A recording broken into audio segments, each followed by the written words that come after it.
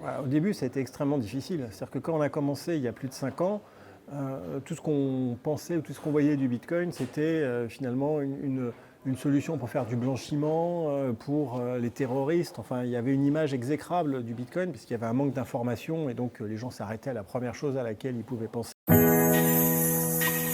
Je suis Eric Larchevêque, j'ai 46 ans. J'ai fait ma première entreprise en 1996, juste après mon diplôme d'ingénieur, qui était en microélectronique et architecture des ordinateurs. Et depuis, je ne me suis pas arrêté puisque j'ai passé les 20 dernières années à faire des entreprises dans divers domaines, en France et à l'étranger. Et plus récemment, je me suis intéressé au Bitcoin, à la crypto-monnaie, donc, ce qui m'a amené à fonder Ledger, qui est aujourd'hui le leader mondial des solutions de sécurité pour ces crypto-monnaies. Et depuis 10 ans environ, je fais des investissements dans des startups, des projets où j'ai envie de m'investir, à la fois bien sûr financièrement, mais aussi pour aider.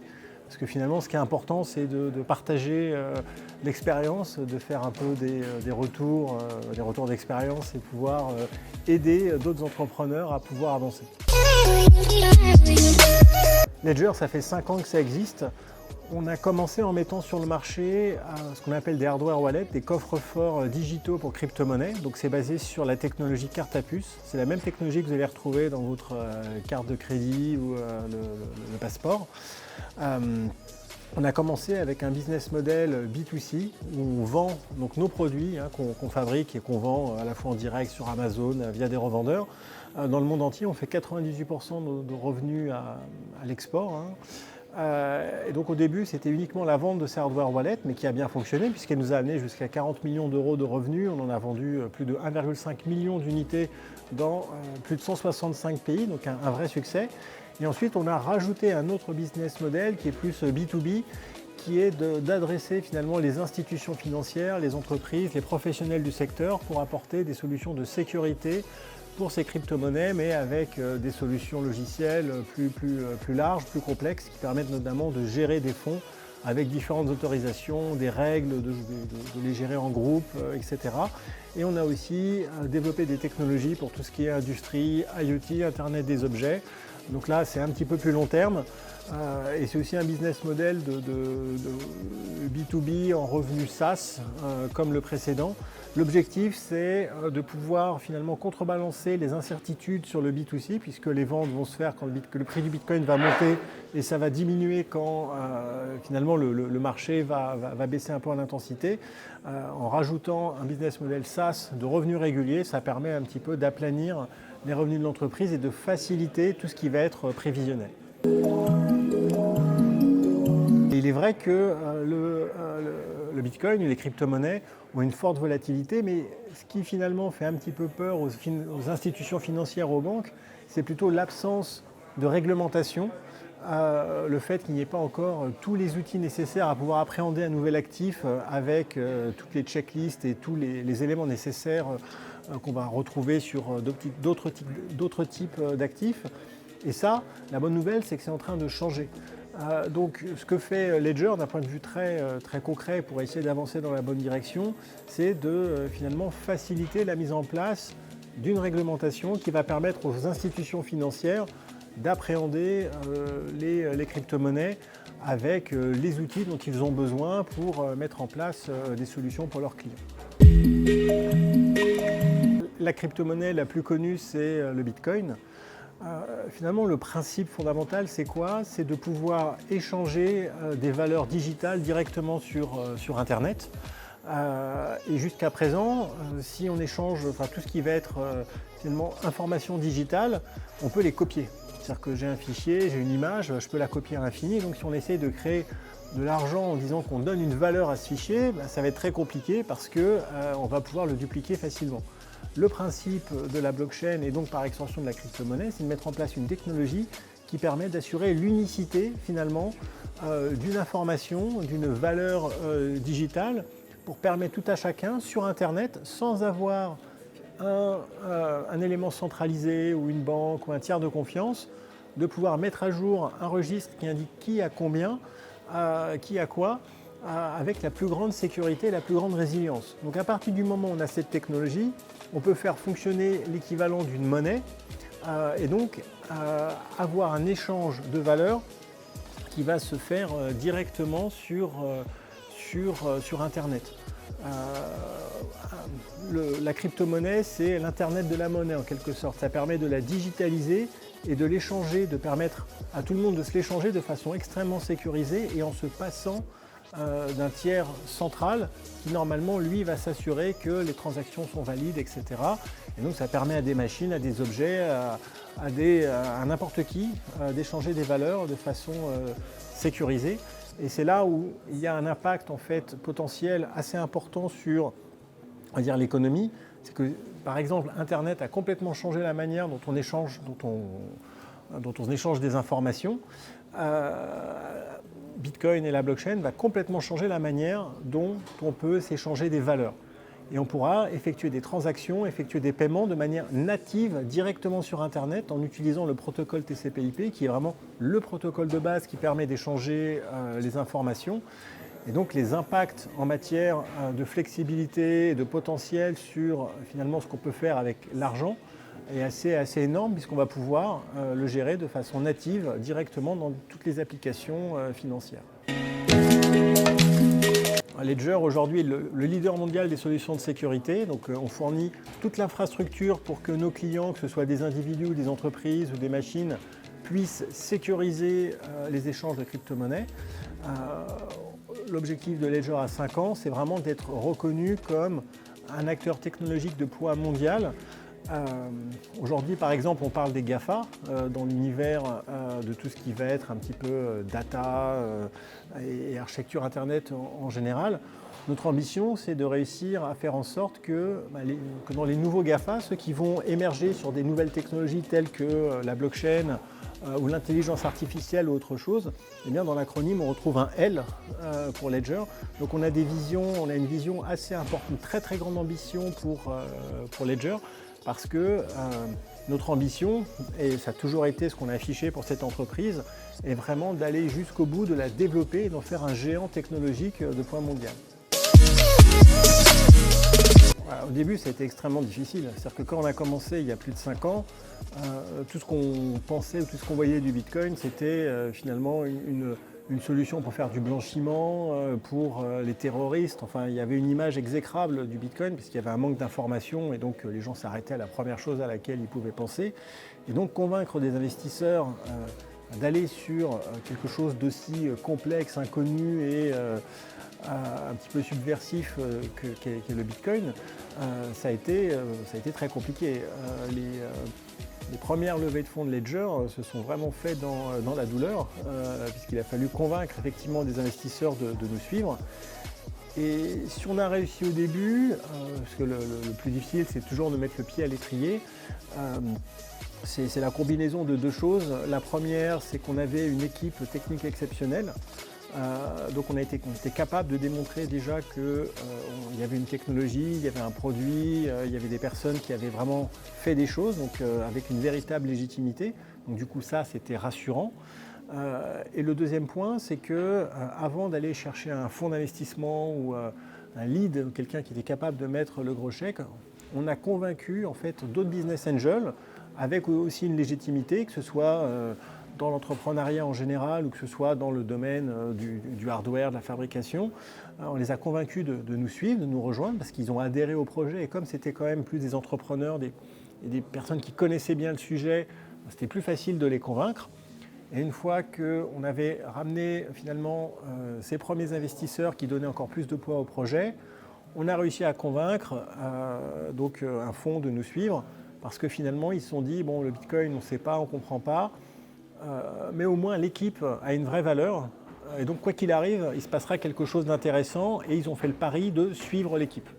Donc finalement on n'a pas vraiment fait adhérer les investisseurs à notre vision parce qu'ils n'étaient pas dans la capacité de l'avoir puisqu'il fallait avoir déjà il fallait adhérer au fait que le Bitcoin, la crypto-monnaie, la technologie blockchain allait devenir quelque chose d'énorme. Et ça, il y a 5 ans, ce n'était pas du tout le cas. Donc du coup, ça, on l'a un peu mis de côté et on a plutôt mis en avant les capacités de l'équipe et que l'investisseur se dise bon bah après tout ils arriveront bien à faire quelque chose quel qu'il soit, donc on fait le pari sur l'équipe et c'est comme ça qu'on a réussi à franchir la première étape. Parce qu'on avait. Ah bah complètement, oui, surtout en early stage. Quand l'entreprise encore n'a pas un pré-revenu ou que tout n'est pas encore très clair, tout se base sur la qualité de l'équipe, ça c'est certain. D'accord. Et justement, vous aviez des expériences très variées. Oui. On a pu constater votre CV assez impressionnant. Est-ce que c'était un frein justement d'avoir eu des expériences qui n'étaient pas du tout axées sur la crypto-monnaie, ou justement le fait d'avoir des expériences variées montrait que vous étiez quelqu'un avec une certaine capacité d'adaptation? Est-ce que c'est quelque chose J'ai eu la chance dans les années précédentes d'avoir développé des entreprises que j'ai pu revendre ou lever des fonds, etc. Donc j'avais une expérience que je pouvais mettre en avant, qui me donnait une légitimité pour ce nouveau projet dans la crypto-monnaie. Et donc ça, effectivement, ça a une grande valeur parce que les investisseurs ont tendance à faire confiance à des personnes qui ont déjà démontré une capacité d'avoir réussi à monter une entreprise, à la vendre, parce que ça, c'est des choses qui sont très, très factuelles. Et ensuite, c'est clair que la diversité de mon historique et le fait que j'ai fait des choses assez différentes, j'imagine jouer plutôt en ma faveur, puisque là encore, il s'agissait d'aller explorer un monde nouveau qui était celui de la crypto-monnaie, et on était vraiment pionniers. Et donc, mon expérience passée pouvait montrer à l'investisseur que oui, j'allais probablement être capable de m'adapter, j'allais pouvoir être à l'aise dans quelque chose de complètement nouveau. Ledger, effectivement, le premier tour a été relativement important pour un tour de seed, mais il faut savoir que Ledger, quand on l'a créé, c'était la réunion de 3 startups qui chacune avait une équipe et avait fait leurs preuves. Il y avait la maison du Bitcoin que j'avais fondée avant, il y avait BTChip qui était une entreprise qui avait développé les premières wallets basées sur la carte à puce, et Chronocoin qui s'est situé à Vierzon et qui vendait des Bitcoins par correspondance. Donc on a fusionné les 3 startups, c'est pour ça qu'on était 8 cofondateurs à une équipe de 20 personnes, donc il y avait déjà du monde. Il y avait aussi des actifs, il y avait de l'argent aussi qu'on avait ramené directement de nos entreprises.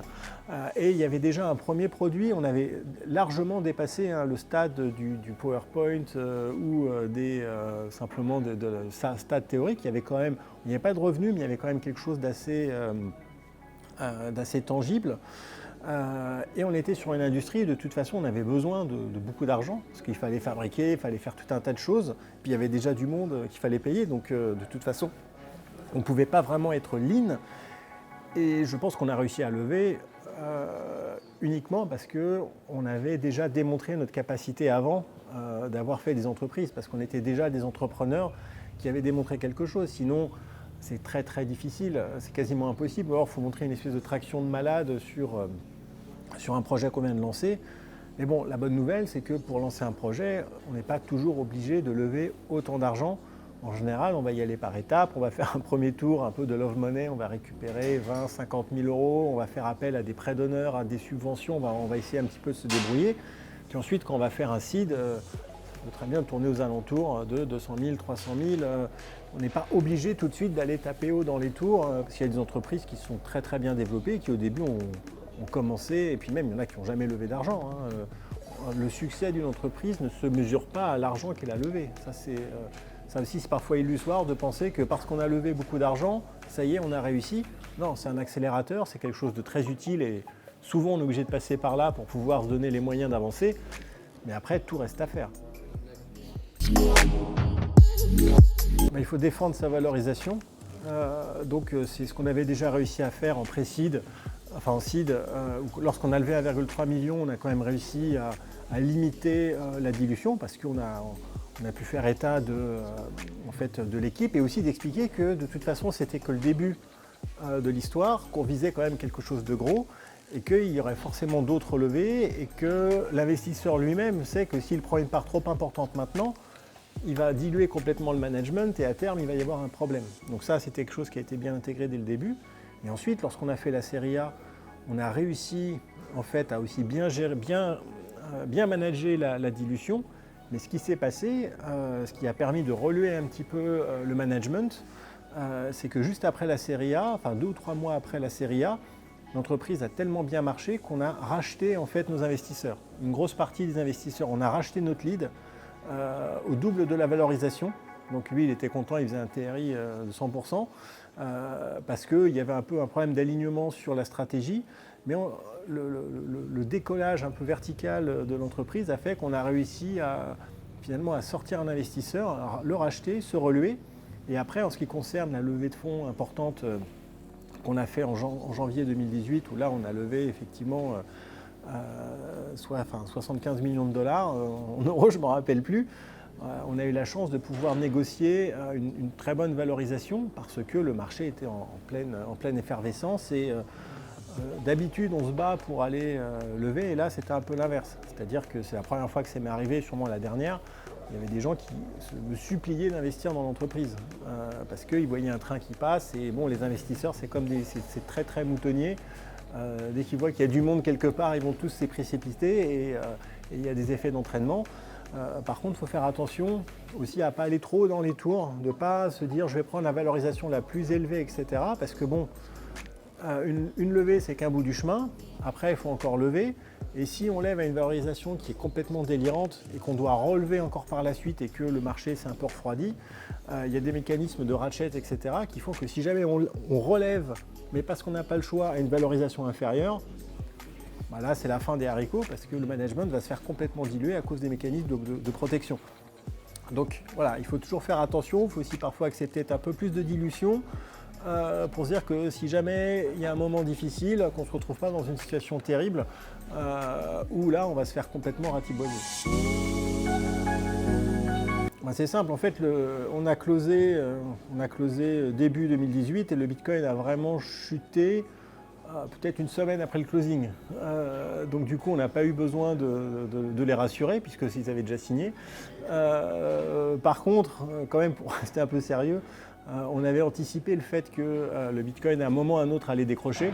On ne savait pas quand, à quel montant, etc. Mais on avait bien expliqué à nos investisseurs, il va y avoir une correction du marché, à un moment ça va secouer, c'est normal, ne vous inquiétez pas, Donc du coup, lorsque le Bitcoin s'est mis à tomber, que c'était un peu l'hiver nucléaire sur le marché des crypto-monnaies, nos investisseurs sont quand même restés relativement sereins parce qu'on leur avait dit qu'il allait se passer ce genre de choses. Et c'est pour ça qu'il faut, quand on parle à des investisseurs, qu'on essaye un petit peu de pitcher et de vendre, il ne faut jamais mentir, il ne faut jamais vendre la peau de l'ours avant de l'avoir tué, il ne faut jamais raconter n'importe quoi.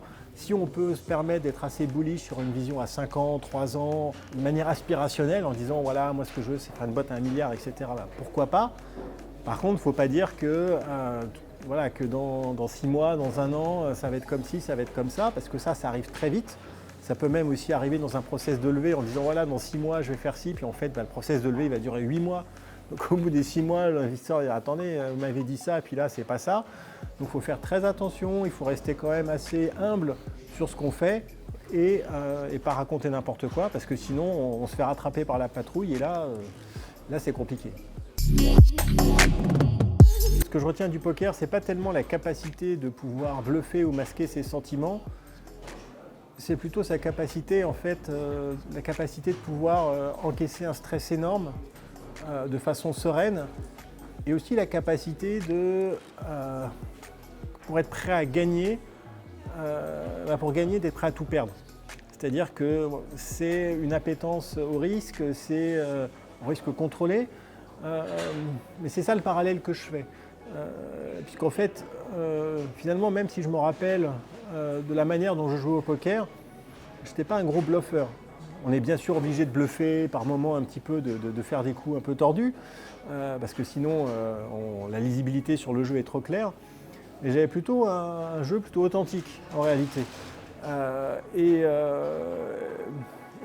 le poker m'a quand même pas mal aidé plutôt à maîtriser mes émotions et à pouvoir passer des événements quand même assez compliqués, remplis de stress, de façon relativement sereine. Et ça aussi c'est important parce que si on se met à paniquer, si on se met à plus contrôler ce qui se passe, plus contrôler ses émotions, ça se voit et ça c'est pas très rassurant pour un investisseur, s'il voit en face l'entrepreneur qui commence à péter un câble. Ça, c'est sûr.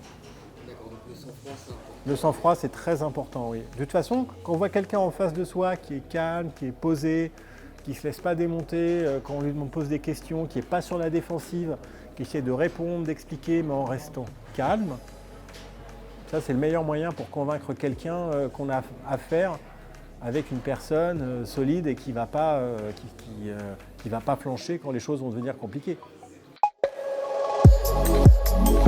Perdre ses moyens, c'est une chose, s'énerver, c'en est une autre. C'est-à-dire, moi je suis prêt tout à fait à comprendre et à pardonner quelqu'un qui va arriver, qui va bafouiller, qui va rater son entrée parce qu'on l'a tous fait, je veux dire, nul n'est parfait et c'est un exercice qui est très difficile.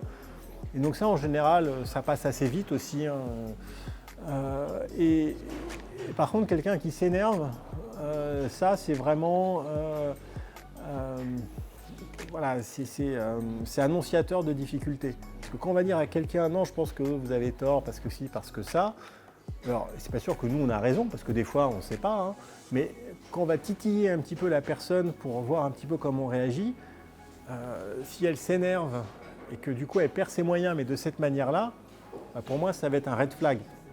Donc voilà, je veux dire, pas être à l'aise, avoir un peu des difficultés, ça de toute façon, ça, au bout d'un certain temps, ça finit par passer parce que les gens, et on le voit souvent, ils se laissent entraîner par la passion de leur projet et après ils oublient en fait à qui ils ont affaire, comment, etc. Et c'est eux qui parlent et c'est la passion qui parle et après tout va bien, quoi. Alors, il faut vraiment savoir ce qu'on veut, c'est-à-dire qu'effectivement, si on va être sur du précis, de l'amorçage ou alors dans du développement, enfin, on ne va pas s'adresser aux mêmes personnes. C'est difficile de donner des conseils généralistes parce que chaque situation est unique. Mais ce qui est sûr, c'est que dans le choix de ces investisseurs, autant l'investisseur il doit sentir l'entrepreneur, autant l'entrepreneur faut qu'il sente l'investisseur. Parce que c'est quelqu'un avec qui on va passer du temps, c'est quelqu'un qui peut avoir un impact important dans l'entreprise, c'est quelqu'un qui peut avoir un impact important pour l'entreprise, que ce soit en positif mais aussi en négatif. Un investisseur boulet, c'est quelque chose qui peut vraiment planter une boîte parce qu'il ne voudra pas faire ci, il ne voudra pas faire ça. Il faut s'assurer qu'un investisseur, surtout quand on est dans du early stage en général, hein, qu'un investisseur est accessible, que quand on va lui poser des questions légitimes, on a un retour rapide.